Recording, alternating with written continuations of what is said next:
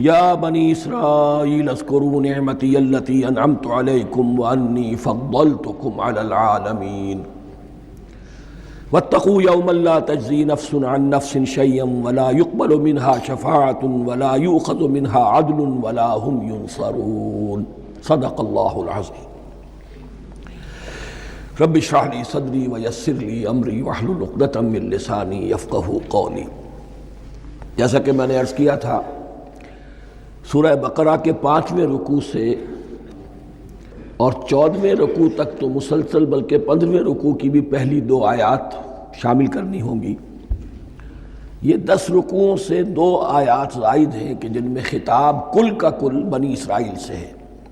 البتہ اس میں یہ فرق ہے کہ پہلا رکوع جو ہے وہ ان کو دعوت پر مشتمل ہے، نبی اکرم صلی اللہ علیہ وسلم پر ایمان لانے کی پرزور دعوت۔ بقیہ یہ 9 رکوع جو ہے یہ ان پر فرد قرارداد جرم ہے جو عائد کی جا رہی ہے۔ ہم نے تمہارے ساتھ یہ احسان و اکرام کیا، تم پر یہ فضل کیا، یہ کرم کیا، تمہیں یہ حیثیت دی، تمہیں یہ مقام دیا، تم نے اس طور سے اپنے اس مشن کی خلاف ورزی کی، اپنے مقام اور مرتبے کو چھوڑ کر اور دنیا پرستی اختیار کی۔ یہ جو 9 رکوع ہیں ان میں بنی اسرائیل کی تاریخ کا تو یوں سمجھیے کہ ایک بہت بڑا حصہ اور نمایاں اس کے فیچرز آئیں گے، لیکن یہ سمجھ لیجئے کہ اصل میں یہ امت مسلمہ کو بھی ایک پیشگی تنبیہ ہے کہ کوئی مسلمان امت جب بگڑتی ہے تو یہ چیزیں اس میں آ جاتی ہیں۔ چنانچہ احادیث موجود ہیں حضور کی، لَيَأْتِيَنَّ عَلَىٰ أُمَّتِي مَا أَتَىٰ عَلَىٰ بَنِي إِسْرَائِيلَ حَزْوَ النَّعْلِ بِالنَّعْلِ۔ میری امت پر بھی وہ سب حالات وارد ہوں گے جو بنی اسرائیل پر آئے، بالکل ایسے جیسے ایک جوتی دوسری جوتی سے مشابہ ہوتی ہے۔ ایک اور حدیث میں فرمایا لَتَتَّبِعُنَّ سُنَنَ مَنْ قَبْلِكُمْ، تم لازماً اپنے سے پہلوں کی پیروی کرو گے۔ اور اس میں اس حد تک بھی آپ نے وضاحت کر دی کہ اگر وہ سابق امت مسلمہ، سابق امت، اگر وہ گوہ کے بل میں گھسی تھی تم بھی گھسو گے، اور اگر ان میں کوئی بدبخت ایسا اٹھا جس نے اپنی ماں سے زنا کیا تو تم میں سے بھی کوئی شقی ایسا ضرور اٹھے گا جو یہ حرکت کرے گا۔ اس اعتبار سے ان رکوعوں کو پڑھتے ہوئے یہ نہ سمجھیے یہ اگلوں کی داستان ہے، پچھلوں کی کہانیاں ہیں، نہیں۔ خوش طرح باشد کے سر دل براں، گفتہ آیت در حدیث دیگراں، یہ ہمارے لیے ایک آئینہ ہے اور ہمیں ہر مرحلے پر سوچنا ہوگا، دروں بینی کرنی ہوگی، انٹروسپیکشن، کہ کہیں اسی گمراہی میں ہم مبتلا تو نہیں۔ دیکھتے جائیے گا۔ دوسرا نقطہ پہلے سے یہ سمجھ لیجئے، یہ جو 2 آیتیں میں نے 6 رکوع کی تلاوت کی ہیں، بعین ہی یہی 2 آیتیں 15ویں رکوع میں آئیں گی، اور اس کو یوں سمجھیے کہ یہ 2 بریکٹس ہیں۔ 9 رکوعوں کا مضمون ان 2 بریکٹس کے درمیان ہے۔ یہ 2 آیتیں یہاں سے بریکٹ شروع ہو رہی ہیں، وہ 2 آیتیں ان پر بریکٹ ختم ہو رہی ہیں، بعین ہی وہی آیات۔ ایک آیت میں تو شوشے کا بھی فرق نہیں، دوسری آیت میں صرف ترتیب بدلی ہے، مضمون وہی ہے۔ اس کے مابین جو کچھ ہے، اس سے باہر یہ جو 5واں رکوع تھا، اس کے مضامین گویا کہ ضرب کھا رہے ہیں بریکٹ کے اندر کے سارے مضامین سے۔ یہ حساب کا بہت ہی عام فہم سا قاعدہ ہے، بریکٹ کے باہر کوئی رقم لکھی ہوئی ہے جس کے بعد کوئی زبر، کوئی جمع یا تفریق اگر نہیں ہے تو وہ ضرب کھائے گی، بریکٹ کے اندر جتنی بھی ویلیوز ہیں ان کے ساتھ ضرب کھائے گی۔ تو گویا کہ ہر قدم پر حضور پر دعوت، ایمان لانے کی دعوت اس پورے معاملے میں موجود ہے، اس لیے کہ اس میں بعض آیتیں ایسی آ گئی ہیں، ایک زیادہ نمایاں ایک کم نمایاں، جن سے کچھ لوگوں کو مغالطہ ہوا یا کچھ لوگوں نے فتنہ پیدا کیا جان بوجھ کر۔ یہ فتنہ ایک بار پیدا ہوا تھا اکبر کے زمانے میں، دین الہی کی شکل میں، کہ صرف خدا کو مان لینا، آخرت کو مان لینا اور نیک اعمال کرنا نجات کے لیے کافی ہے، کسی رسول پر ایمان لانا ضروری نہیں ہے۔ یہ صوفیہ میں بھی یہ فتنہ بہت بڑے پیمانے پر آیا، مسجد مندر ہکڑو نور مسجد میں اور مندر میں ایک ہی نور ہے، سب مذاہب ایک ہی ہے، سارا فرق جو ہے شریعتوں کا ہے، عبادت کے ظاہری شکل کا ہے، وہ ہے رسولوں سے متعلق۔ رسولوں کو بیچ میں سے نکال دیجئے تو یہ دین الہی رہ جائے گا، اللہ کا دین۔ اتنا بڑا فتنہ تھا کہ جب ہندوستان میں سیاسی اعتبار سے، حکومت کے اعتبار سے مسلمانوں کا اقتدار چوٹی پر تھا، کلائمیکس پر، اکبر اعظم، اس وقت یہ دین الہی کا فتنہ اٹھا کہ دین محمدی کا اب دور ختم ہو گیا، وہ 1000 سال کے لیے تھا، 1000 سال پورے ہو گئے، اب الف ثانی ہے، دوسرا 1000 سال ہے، اس کے لیے نیا دین ہے، اسے دین اکبری بھی کہا گیا اور دین الہی بھی کہا گیا۔ اور اس میں ایک آیت آئے گی جس سے استدلال کیا ہے کچھ لوگوں نے۔ اس صدی میں پھر یہ فتنہ اٹھا تھا گاندھی کے فلسفے کے ذریعے سے، اور ایک بہت بڑا نابغہ انسان مسلمانوں میں سے، بہت بڑا نابغہ، جینیس، ابوالکلام آزاد، وہ بھی اس فتنے کا شکار ہو گیا۔ متحدہ قومیت، چنانچہ گاندھی اپنی پرارتھنا میں کچھ قرآن کی تلاوت بھی کراتا تھا، کچھ گیتا بھی پڑھواتا تھا، کچھ اپنشدوں سے، کچھ بائبل سے، کچھ گرو گرنتھ سے، معلوم ہو یہ سب ٹھیک ہے، سب ایک ہے، سب لوگوں کو ایک ہونا چاہیے، ایک قوم ہونا چاہیے، مذہب تو انفرادی معاملہ ہے، کوئی مسجد میں چلا جائے، کوئی مندر میں چلا جائے، کوئی گردوارے میں چلا جائے، کوئی چرچ میں چلا جائے، کوئی سینیگاگ میں چلا جائے، کیا فرق واقع ہوتا ہے؟ اس کا توڑ یہی ہے کہ سمجھ لیجئے یہ جو 7 آیتیں ہیں 5ویں رکوع کی، یہ ہے بریکٹ کے باہر، اور یہ ضرب کھا رہی ہے مسلسل۔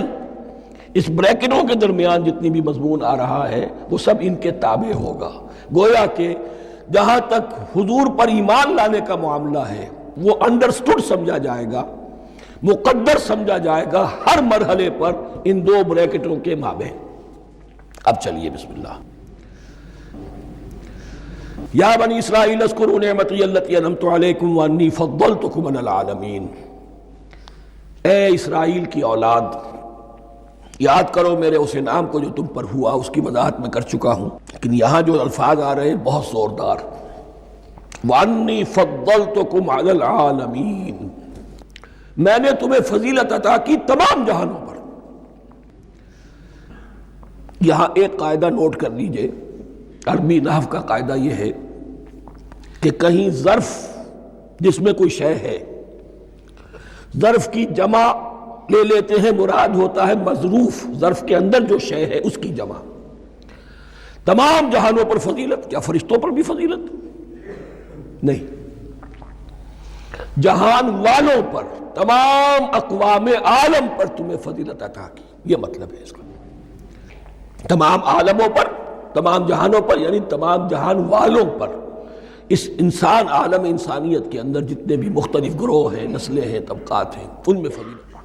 وَاتَّقُوا يَوْمًا لَا تَجْزِي نَفْسٌ عَن نَفْسٍ شَيْئًا، میں عرض کر چکا ہوں، اب تیسری مرتبہ پھر عرض کر رہا ہوں، اصل شیخ آخرت،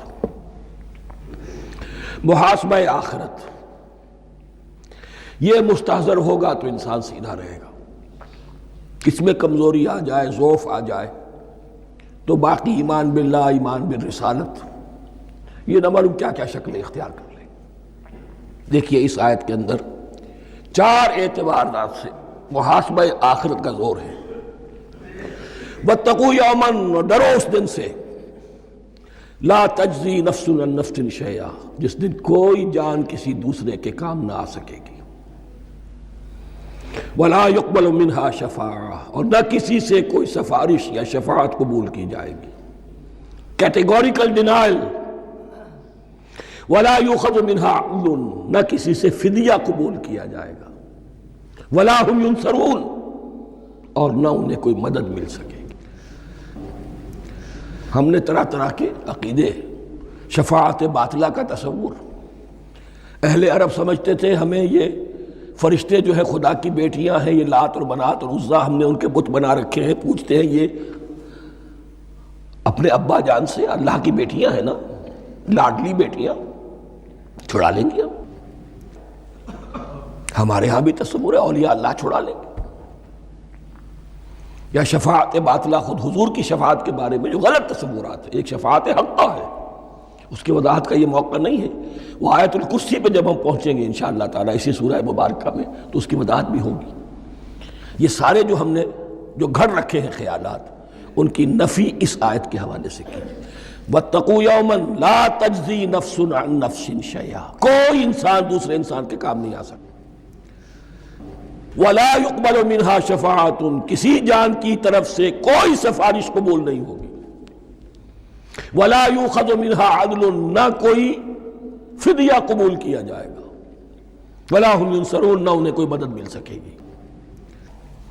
اب اس کے بعد اللہ تعالیٰ کے احسانات اور ان کی طرف سے جو ناشکریاں ہوئی ہیں ان کی بڑی تفصیل کے ساتھ اب بات چلے گی. تفصیل نہیں، تیزی کے ساتھ.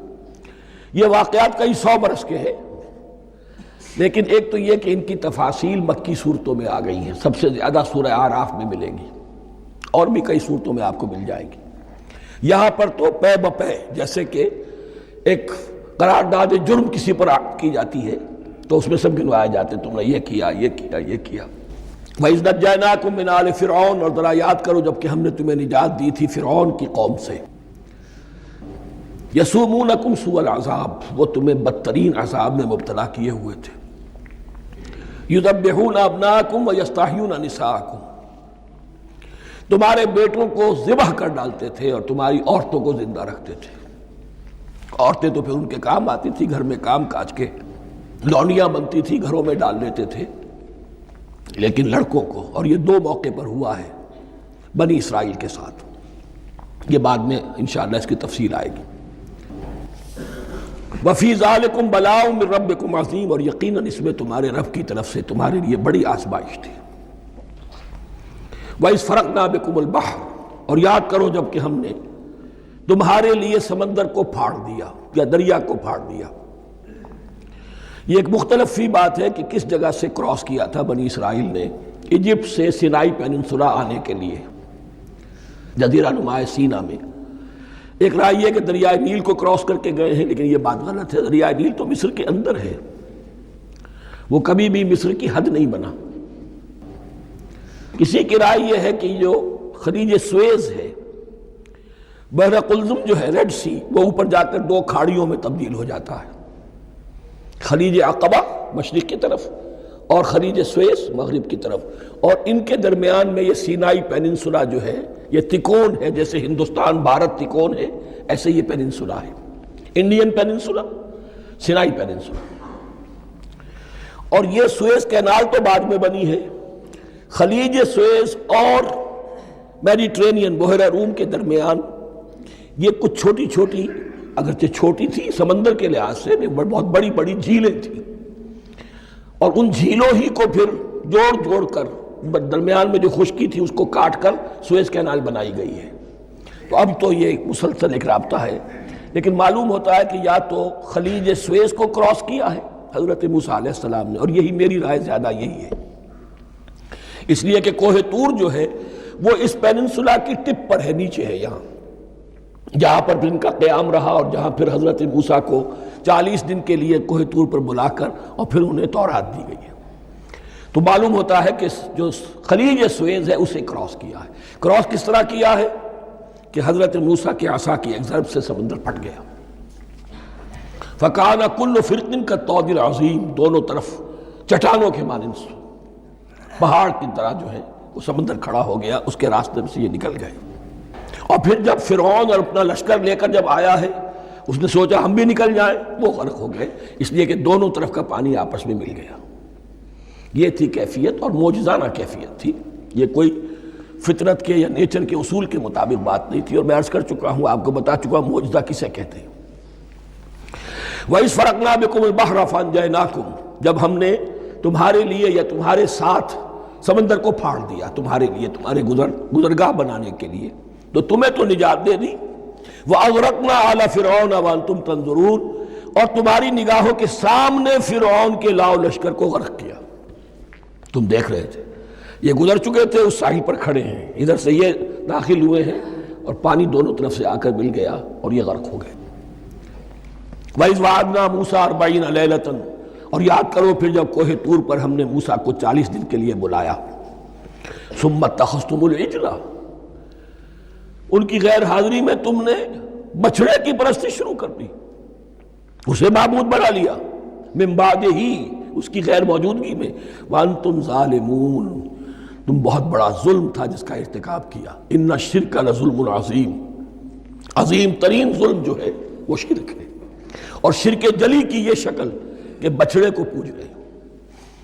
ثم عفونا عنکم من بعد ذلک، پھر ہم نے تمہیں اس کے بعد بھی معاف کیا، یہ ہمارا کرم رہا ہے، ہماری رحمت رہی، من بعد ذلک لعلکم تشکرون، تاکہ تم شکر کرو۔ وَإِذْ آتَيْنَا مُوسَى الْكِتَابَ وَالْفُرْقَانَ لَعَلَّكُمْ تَهْتَدُونَ، اور یاد کرو جب کہ ہم نے موسیٰ کو کتاب اور فرقان عطا فرمائی۔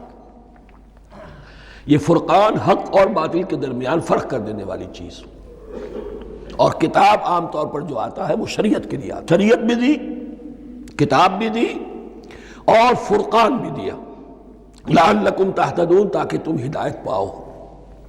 وَإِذْ قَالَ مُوسَىٰ لِقَوْمِهِ، اور یاد کرو جب کہ کہا تھا موسیٰ نے اپنی قوم سے، یا قوم انکم ظلمتم انفسکم باتخاذکم العجل، اے میری قوم کے لوگو، یقیناً تم نے اپنے اوپر بڑا ظلم کیا ہے بچڑے کو معبود بنا کر۔ فَتُوبُوا إِلَىٰ بَارِئِكُمْ، پس توبہ کرو اپنے پروردگار، اپنے خالق کی جناب میں۔ باری اللہ تعالیٰ ہے، باری۔ فَاقْتُلُوا أَنفُسَكُمْ، تو قتل کرو اپنے آپ کو۔ یہ چیز جو ہے تورات میں تفصیل سے آئی ہے، قرآن میں نہیں ہے۔ اسی اعتبار سے میں نے آپ کو بتایا تھا کہ تورات کا مطالعہ اس اعتبار سے مفید ہے کہ بہت سے واقعات کا قرآن میں ذکر ہے، اجمالاً اشارہ ہے، اس کی تفصیل کے لیے ہمیں تورات سے رجوع کرنا پڑتا ہے، ورنہ یہ کہ اس آیت کا صحیح مفہوم واضح نہیں ہوگا۔ فَاقْتُلُوا أَنفُسَكُمْ، اپنے آپ کو قتل کرو، کیا مانی؟ یہ قتل مرتد کی سزا ہے۔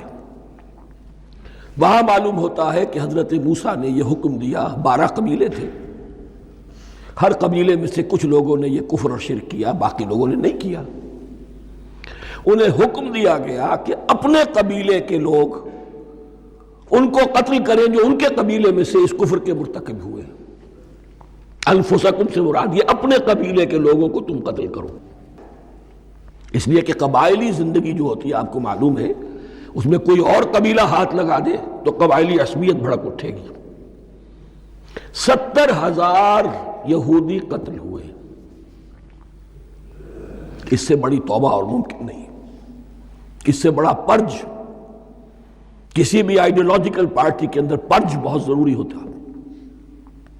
کچھ لوگ آ گئے ایک نظریے کو قبول کر کے، رفتہ رفتہ نظریہ اوجل ہو گیا، کچھ مفادات، کچھ چودراہٹیں یہ مقدم ہو گئی، اسی سے جماعتیں خراب ہوتی ہیں، غلط راستے پہ پڑ جاتی ہیں، تحریکیں بھٹک جاتی ہیں۔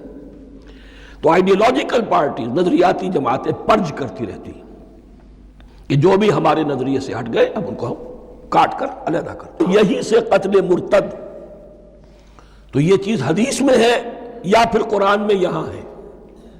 اس حوالے سے جو لوگ ہمارے ہاں بعض علماء بھی ہیں، جدید دانشور ہیں، جو قتل مرتد کی جو حد ہے اسلام میں اس کو تسلیم نہیں کرتے، لیکن میرے نزدیک یہ شریعت موسوی کا تسلسل ہے کہ شریعت موسوی کی جس شے کو بدلا نہ گیا ہو، جس کے بارے میں صراحتاً یہ معلوم نہ ہو کہ یہ شے تبدیل کر دی گئی، تو وہ شریعت محمدی کا جز بن گئی۔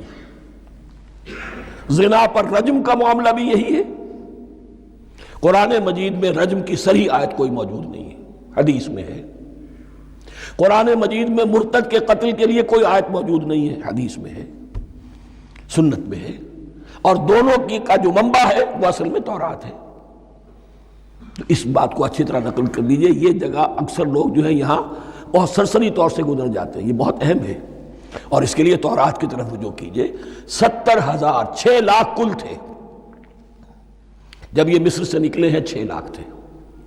کتنے عرصے کے بعد پیننسولا پہنچے ہیں، سینائی پیننسولا میں اور طور میں، کچھ اور ان کی تعداد بڑھ گئی ہوگی، لیکن یہ کہ ان میں سے 70,000 کو قتل کیا اپنے ہاتھوں سے۔ ہر قبیلے نے اپنے جو مرتد تھے ان کو اپنے ہاتھ سے قتل کیا۔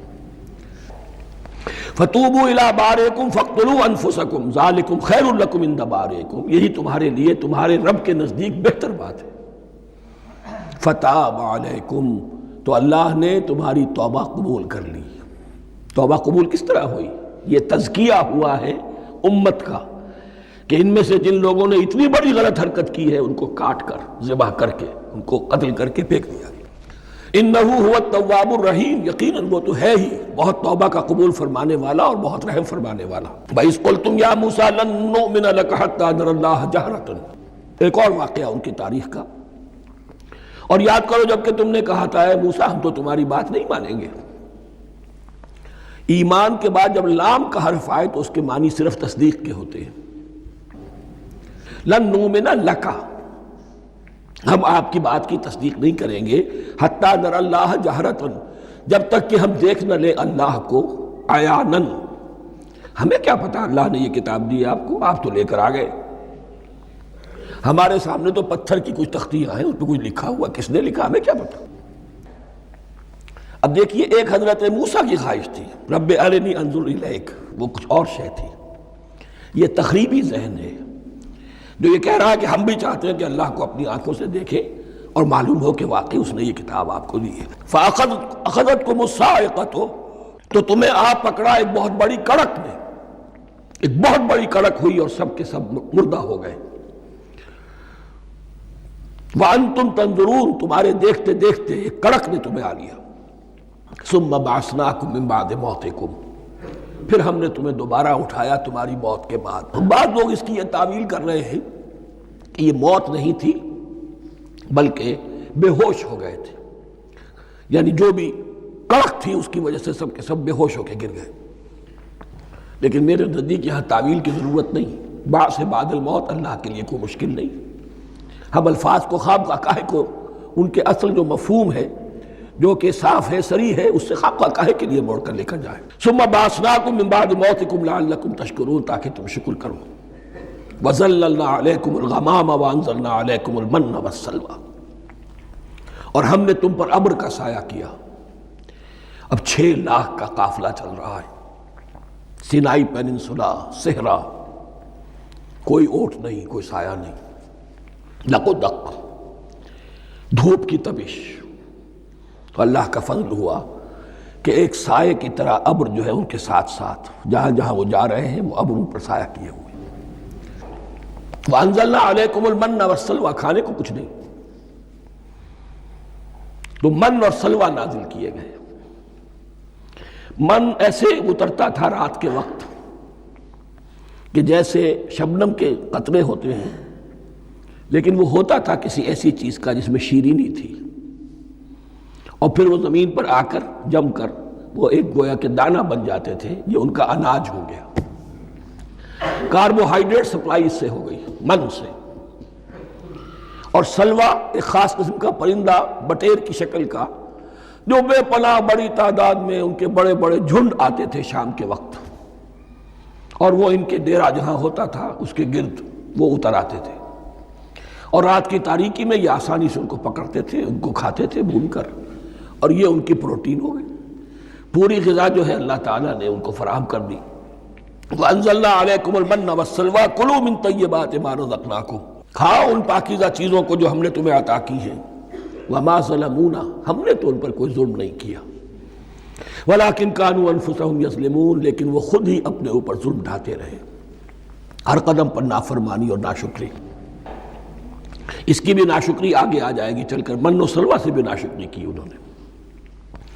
وَإِذْ قُلْنَا ادْخُلُوا هَٰذِهِ الْقَرْيَةَ فَكُلُوا مِنْهَا حَيْثُ شِئْتُمْ رَغَدًا وَادْخُلُوا الْبَابَ سُجَّدًا وَقُولُوا حِطَّةٌ نَغْفِرْ لَكُمْ خَطَايَاكُمْ، اور یاد کرو جب کہ ہم نے تم سے کہا تھا اس شہر میں داخل ہو جاؤ اور پھر کھاؤ اس میں سے بافراغت جہاں سے چاہو جو چاہو، لیکن دیکھنا دروازے میں داخل ہونا جھک کر،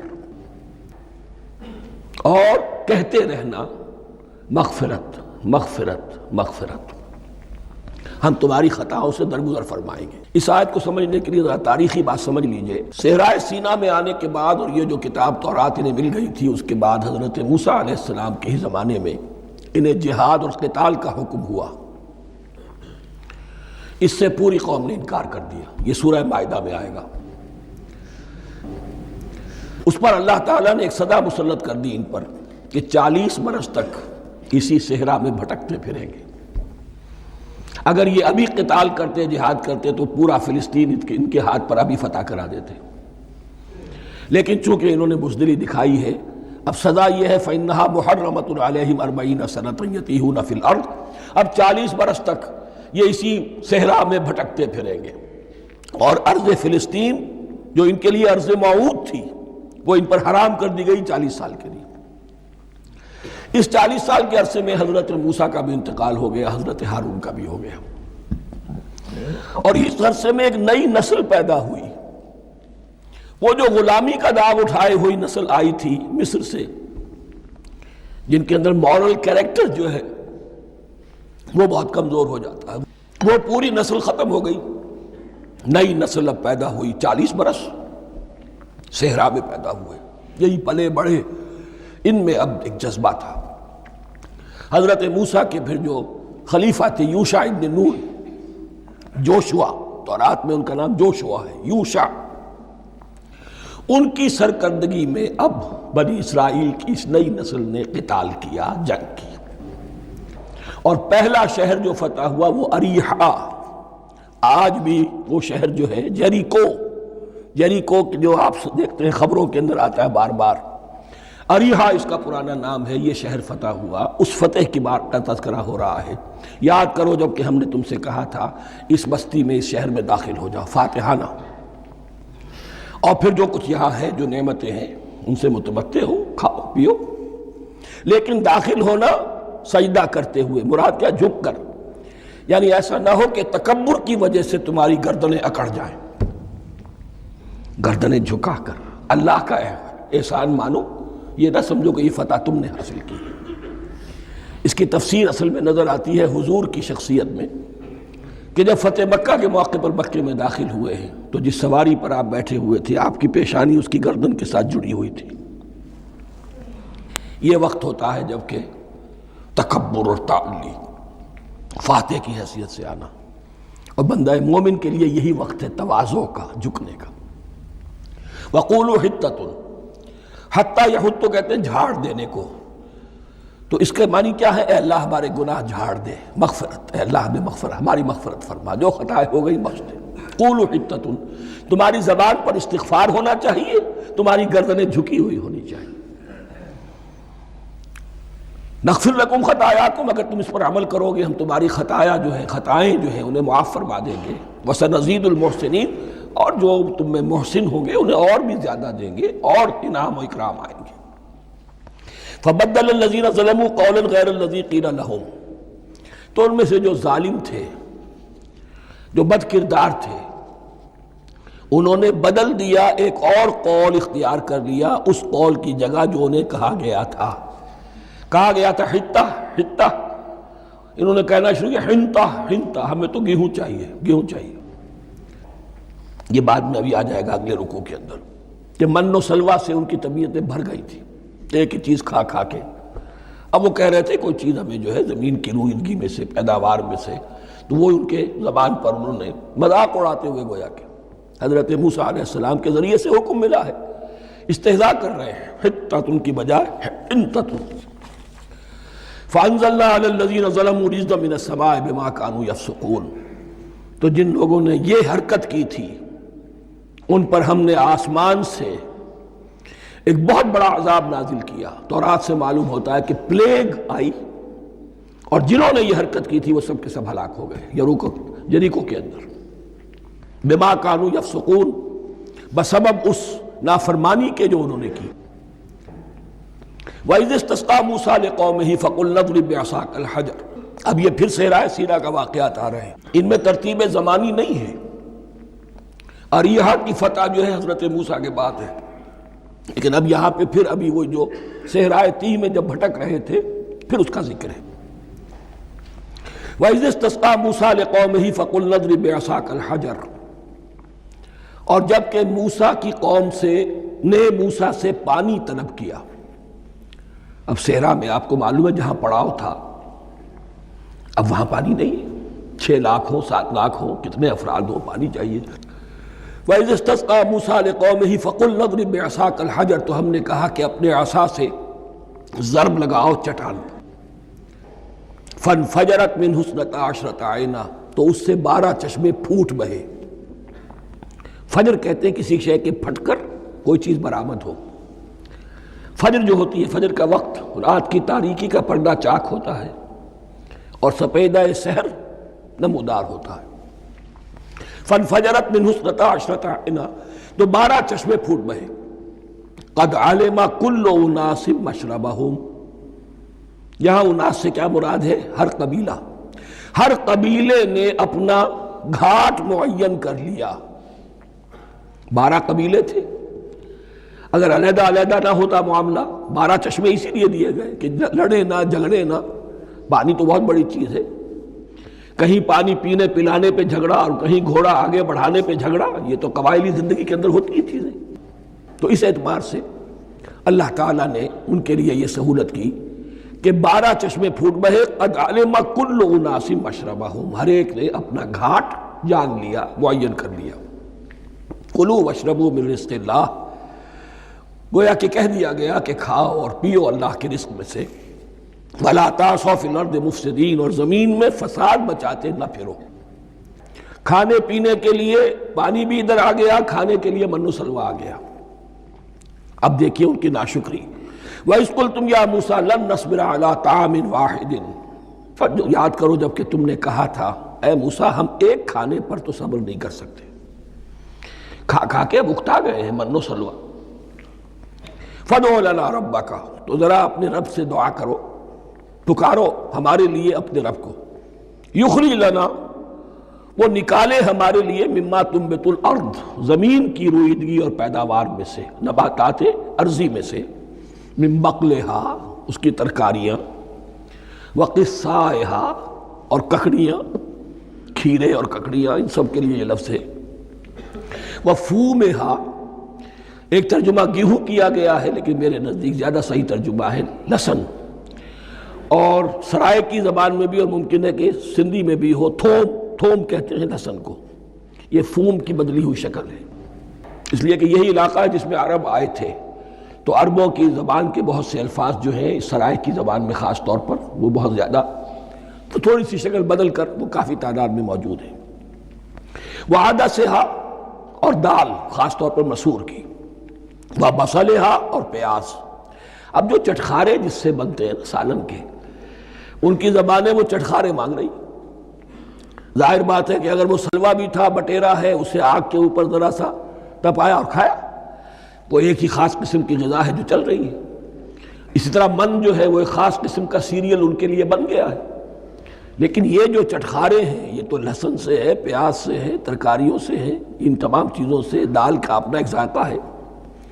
قَالَ تَسْتَبْدِلُونَ الَّذِي هُوَ أَدْنَىٰ بِالَّذِي هُوَ خَيْرٌ، حضرت موسیٰ نے فرمایا کیا تم وہ شے بدلے میں لینا چاہتے ہو اس کے، کیا وہ شے جو کمتر ہے بدلے میں چاہتے ہو اس کے کہ جو بہتر ہے؟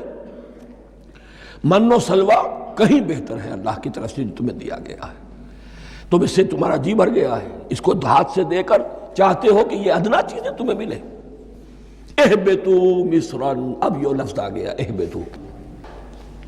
اب ظاہر بات ہے یہ آسمان سے زمین پر اترنے کے لیے لفظ نہیں ہے اہبطوا، یہاں اس کا ترجمہ صحیح ہوگا سیٹل ڈاؤن سم ویئر۔ اگر زمین کی یہ چیزیں چاہیے تو کہیں سیٹل ہو جاؤ اور کاشت کرو، بیج ڈالو، آبیاری کرو، یہ ساری چیزیں تمہیں مل جائیں۔ اہبطوا مصرا، کہیں سیٹل ڈاؤن ہو جاؤ، کہیں اتر پڑو کسی بستی میں، کسی علاقے میں۔ فَإِنَّ لَكُمْ مَا سَأَلْتُمْ، تمہیں مل جائے گا جو کچھ کہ تم نے مانگا۔ وَضُرِبَتْ عَلَيْهِمُ الذِّلَّةُ وَالْمَسْكَنَةُ وَبَاءُوا بِغَضَبٍ مِّنَ اللَّهِ، اب یہ ہے ان کی وہ خباثتیں، ان کے وہ ناشکریاں، ان کی وہ معصیتیں، ان پر جو آخری حکم دیا جا رہا ہے، جو اگر آپ برا نہ مانیں تو میں عرض کروں گا آج یہود پر اتنا اپلیکیبل نہیں ہے جتنا مسلمانوں پر ہے۔ ضربت علیہم الذلۃ والمسکنۃ وباؤوا بغضب من اللہ، ذلت اور مسکنت، کم ہمتی ان پر تھوپ دی گئی۔ ضربت علیہم، it was heaped upon them، the humiliation was heaped upon them. ضربت علیہم الذلۃ والمسکنہ وباؤوا بغضب من اللہ، اور وہ اللہ کا غضب لے کر لوٹے۔ وہی امت جس کے بارے میں فرمایا وَأَنِّي فَضَّلْتُكُمْ عَلَى الْعَالَمِينَ، اسی امت کا پھر یہ حشر ہوا۔ کیوں ہوا؟ نافرمانی۔ تمہیں کتاب دی تھی کہ تم پیروی کرو، تمہیں کتاب دی تھی کہ اسے قائم کرو۔ وَلَوْ أَنَّ أَهْلَ الْكِتَابِ أَقَامُوا التَّوْرَاةَ وَالْإِنْجِيلَ وَمَا أُنزِلَ إِلَيْهِم مِّن رَّبِّهِمْ لَأَكَلُوا مِن فَوْقِهِمْ وَمِن تَحْتِ أَرْجُلِهِمْ، اگر یہ تورات اور انجیل کو قائم کرتے، نافذ کرتے، تو نعمتیں زمین بھی اگلتی، ان کے قدموں کے نیچے سے نعمتیں جو ہیں وہ پھوٹتی، اور ان کے سروں کے اوپر سے بھی بارش ہوتی نعمتوں کی۔ لیکن اگر تم نے اس کو چھوڑ کر اپنی خواہشات، اپنے نظریات، اپنے خیالات، اپنا تمرد، اپنی سرکشی، اپنی حاکمیت، اپنی مصلحتیں، اپنی عقل، اس کو بالا تر کیا، تو پھر جو قوم اللہ کے قانون کی، اللہ کی ہدایت کی، اللہ کی کتاب کی امین ہوتی ہے دنیا میں، وہ اللہ کی ریپرزنٹیٹیو ہوتی ہے، نمائندہ ہوتی ہے۔ اگر وہ اپنے عمل سے مس ریپرزنٹ کرے اللہ کو، تو وہ کافروں سے بڑھ کر مغضوب اور کافروں سے بڑھ کر مبغوض ہو جاتی ہے، مغضوب بھی مبغوض بھی۔ اس لیے کافروں کو تو دین پہنچانا تمہارے ذمہ تھا، تم نے دین ان کو کیا پہنچانا تھا، تم تو خود دین سے منحرف ہو گئے۔ آج اس جگہ پر امت مسلمہ کھڑی ہے کہ 1.25 بلین یا 1.5 بلین، 125 کروڑ عزت نام کی شے نہیں ہے، کہ عزت نام تھا جس کا گئی تیمور کے گھر سے، سارے معاملات دنیا کے G7 G15 کے ہاتھ میں ہیں، سیکیورٹی کونسل اس کے پرماننٹ ممبر کا ویٹو ہے، اور نہ سیکیورٹی کونسل میں اور نہ کہیں کسی G7 میں، نہ G9 میں، نہ G15 میں کوئی مسلمان ملک نہیں۔ کس نمی پرست کی بھیا کیستی، ہماری اپنی پالیسیز کہیں اور طے ہوتی ہیں، ہمارے اپنے بجٹ کہیں اور بنتے ہیں، ہماری صلح اور جنگ کسی اور کے اشارے سے ہوتی ہے۔ ریموٹ کنٹرول، یہ ذلت اور مسکنت۔ آپ کے ریڈیو پر، ٹیلی ویژن پر خبریں آتی رہیں کہ اتنے مسلمانوں کے ساتھ یہ کر دیا، اتنی مسلمان عورتوں کی بے حرمتی کر دی، لیکن یہاں ہم بیٹھے ہوئے اپنے اپنے دھندوں میں، اپنے اپنے کاروبار میں، اپنی اپنی ملازمتوں میں، اپنے اپنے کیریئرز میں، دنیا میں کیا کچھ ہو رہا ہے۔ بہرحال اس وقت یہ جو ہے، میں نے جیسا کہ عرض کیا تھا کہ یہ ہے تاریخ بنی اسرائیل کی، لیکن خوش طرح باشد کے سر دل براں، گفت آیت در حدیث دیگراں، یہ ہمارا نقشہ ہے آج اس آیت میں۔ ضربت علیہم الذلۃ والمسکنۃ وباؤوا بغضب من اللہ، اور یہ کیوں؟ ذالک بانہم کانوا یکفرون بآیات اللہ، یہ اس لیے کہ وہ اللہ کی آیات کا انکار کرتے رہے۔ وَيَقْتُلُونَ النَّبِيِّينَ بِغَيْرِ الْحَقِّ، اللہ کے نبیوں کو ناحق قتل کرتے رہے۔ ہمارے ہاں بھی مجددین امت میں سے کتنے ہیں جو جیلوں میں ڈالے گئے، جن کو ایسی ایسی مار پڑی ہے کہ کہا جاتا ہے کہ ہاتھی کو بھی وہ مار پڑتی تو برداشت نہ کرتا۔ احمد ابن حنبل کے ساتھ کیا ہوا؟ ابو حنیفہ جیل میں انتقال کیا، امام مالک کے کندھے کھینچ دیے گئے، اتار دیے گئے، منہ کالا کر کے اور اونٹ پر بٹھا کر پھرایا گیا۔ امام دار الہجرہ شیخ احمد سرہندی جیل میں رہے، سید احمد بریلوی اور ان کے ساتھیوں کو خود مسلمانوں نے تہہ تیغ کیا ہے۔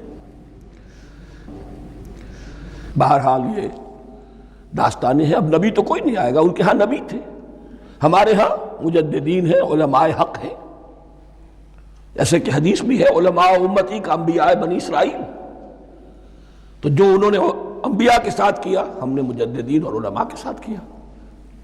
ذالک بما عصوا وکانوا یعتدون، اور یہ ہوا ان کی نافرمانیوں کی وجہ سے اور حد سے تجاوز کرنے کی وجہ سے۔ اللہ تعالیٰ تو ظالم نہیں ہے، اللہ نے تو اونچا مقام دیا تھا، ہمیں بھی خیر امت قرار دیا، کنتم خیر امت اخرجت للناس، تأمرون بالمعروف وتنہون عن المنکر وتؤمنون باللہ۔ اب اگر ہم نے وہ اپنا مشن چھوڑ دیا تو ذلت اور مسکنت وہ ہمارا مقدر بن گئی۔ اللہ کا قانون اور اللہ کا عدل بے لاگ ہے، وہ فرام امہ ٹو امہ چینج نہیں ہوتا۔ سنت اللہ جو ہے لن تجد لسنت اللہ تحویلا ولن تجد لسنت اللہ تبدیلا، اللہ کی سنت بدلتی نہیں۔ بنی اسرائیل کا جو حشر ہوا آج وہ ہمارا ہو رہا ہے۔ بہرحال اس پر میری جو کتاب ہے سابق اور موجودہ مسلمان امتوں کا ماضی حال اور مستقبل، اس کا مطالعہ کیجیے۔ اب آ گئی وہ آیت کہ جس سے استدلال کیا گیا ہے کہ ایمان بالرسالت نجات کے لیے ضروری نہیں ہے۔ ان الذین آمنوا والذین ہادوا والنصارى والصابئین من آمن باللہ والیوم الآخر وعمل صالحا فلہم اجرہم عند ربہم ولا خوف علیہم ولا ہم یحزنون۔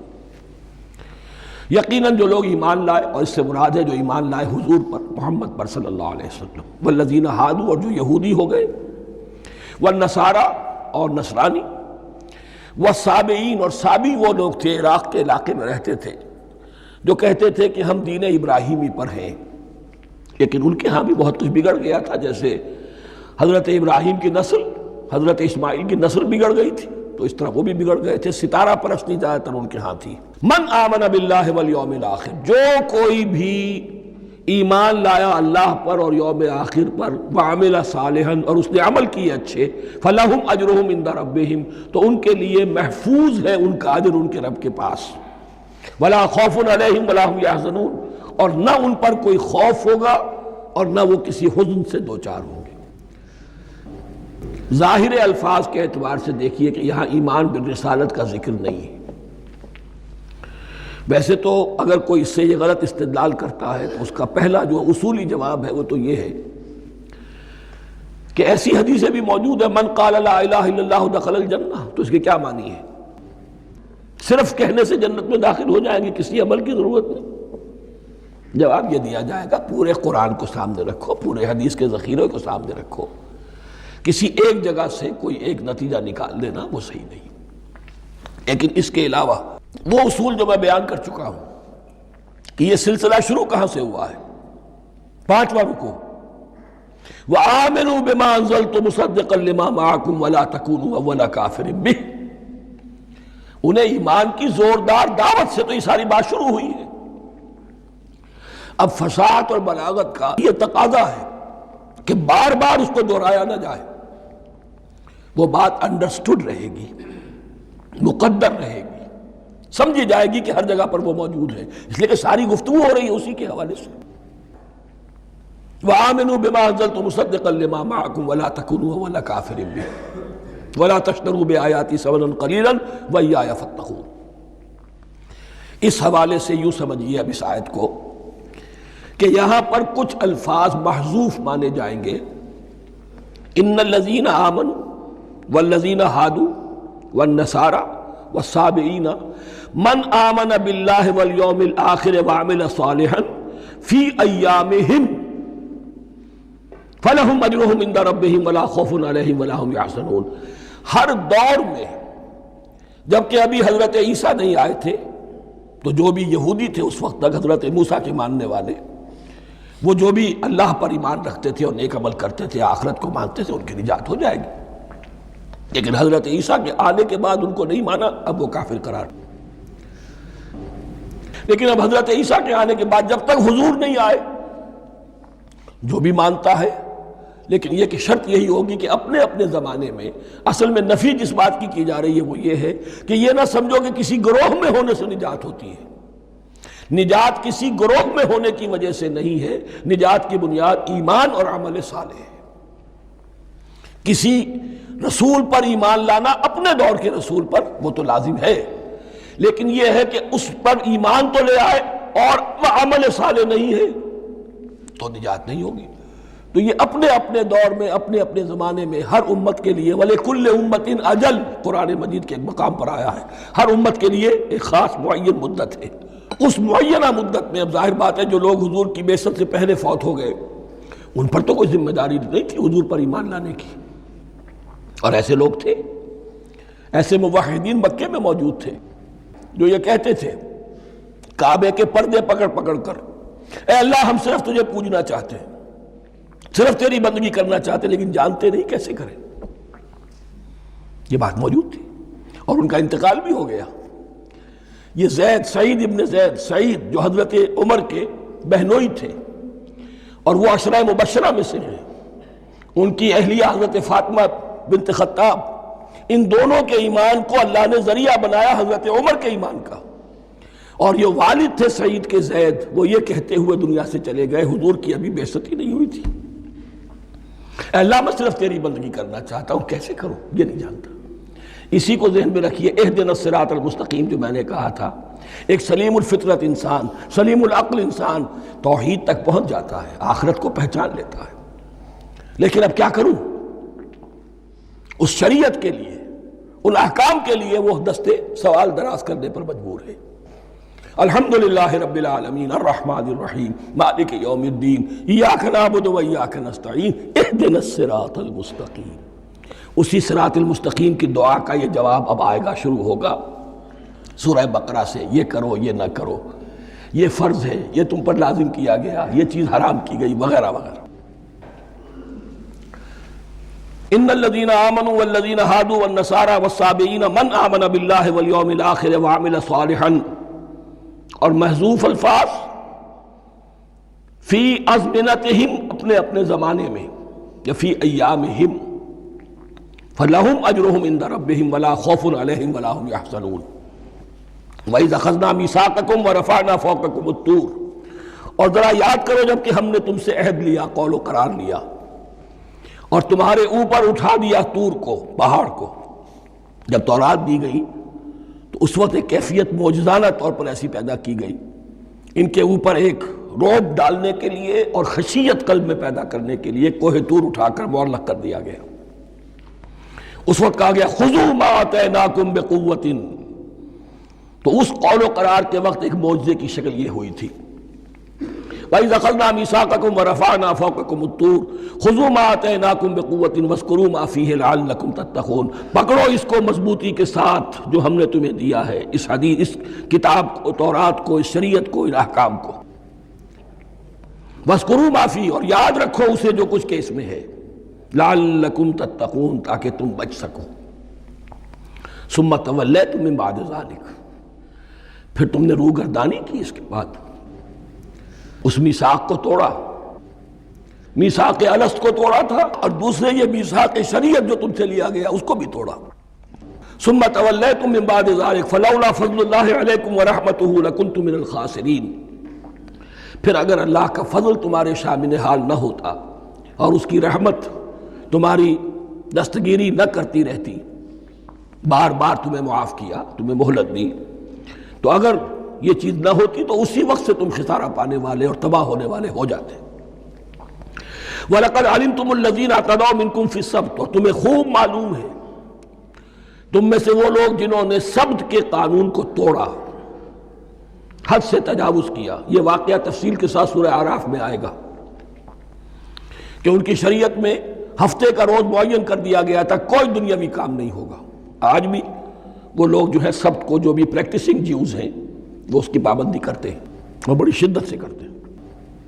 لیکن ایک زمانے میں ایک خاص ان کا قبیلہ تھا کہ جس نے ایک بڑے ہی شرعی ہیلہ ایجاد کر کے اس قانون کی دھجیاں بکھیری، تفصیل ہم پڑھیں گے سورہ اعراف میں۔ وَلَقَدْ عَلِمْتُمُ الَّذِينَ اعْتَدَوْا مِنْكُمْ فِي السَّبْتِ، اور تمہارے علم میں ہے، تمہارے وہ لوگ کہ جنہوں نے سبت کے قانون کے ضمن میں خلاف ورزی کی، فَقُلْنَا لَهُمْ كُونُوا قِرَدَةً خَاسِئِينَ، تو ہم نے کہہ دیا ان کو کہ ہو جاؤ ذلیل بندر، ان کی شکلیں مسخ کر دی گئی، انہیں بندروں کی شکل میں تبدیل کر دیا گیا۔ فَجَعَلْنَاهَا نَكَالًا لِمَا بَيْنَ يَدَيْهَا، پھر ہم نے اس واقعے کو یا اس بستی کو ایک بنا دیا مثال، لوگوں کے لیے ان کی عبرت کے سامان بنا دیا، ان کے لیے بھی جو سامنے موجود تھے اس زمانے کے لوگ، اور ان کے لیے بھی جو بعد میں آنے والے تھے۔ وَمَوْعِظَةً لِّلْمُتَّقِينَ، اور اسے ایک نصیحت، ایک سبق آموزی کی بات بنا دیا اہل تقویٰ کے لیے۔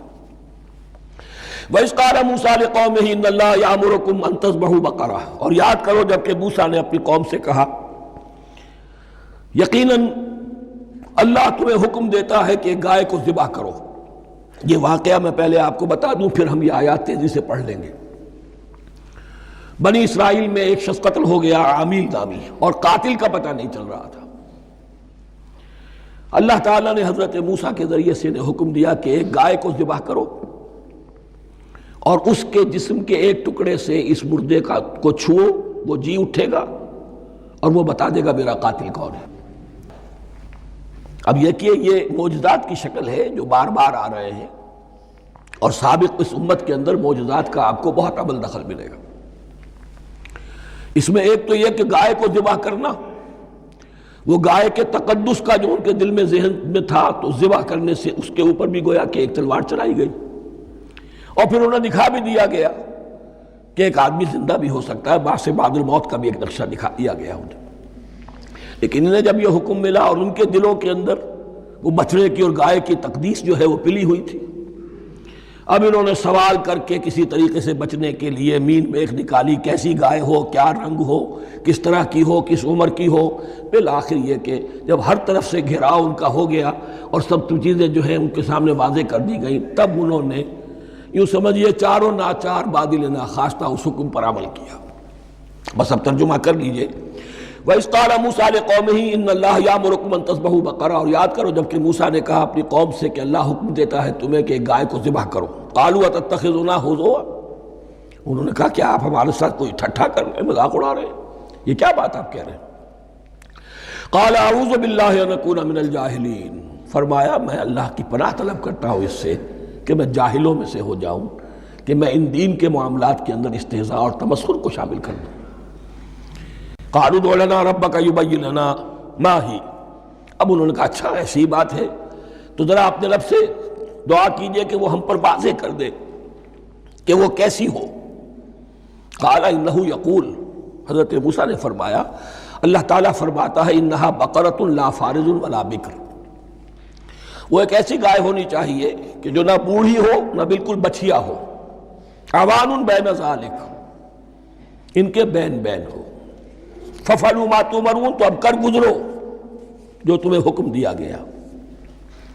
قَالُوا ادْعُ لَنَا رَبَّكَ يُبَيِّن لَنَا مَا لَوْنُهَا، اب انہوں نے پھر کہا ذرا ایک دفعہ اور دعا کیجئے اپنے رب سے، وہ ہمیں بتا دے اس کا رنگ کیسا ہونا چاہیے۔ قَالَ إِنَّهُ يَقُولُ إِنَّهَا بَقَرَةٌ صَفْرَاءُ فَاقِعٌ لَوْنُهَا تَسُرُّ النَّاظِرِينَ، فرمایا اللہ فرماتا ہے کہ وہ گائے ایسی ہونی چاہیے زرد رنگ، شوخ رنگ، شوخ زرد رنگ کی، چمکیلی، جو دیکھنے والوں کو خوب اچھی لگے، پسند آئے، دل میں کھپ جانے والی۔